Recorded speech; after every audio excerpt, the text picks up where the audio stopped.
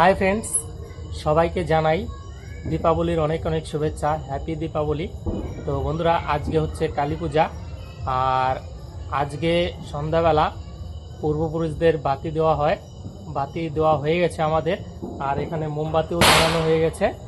ভাবলাম আপনাদের সাথে কিছুটা শেয়ার করি। তো চলুন দেখুন।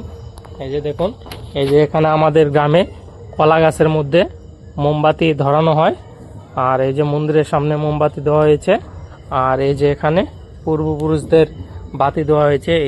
এই যে দেখতে পাচ্ছেন এইভাবে।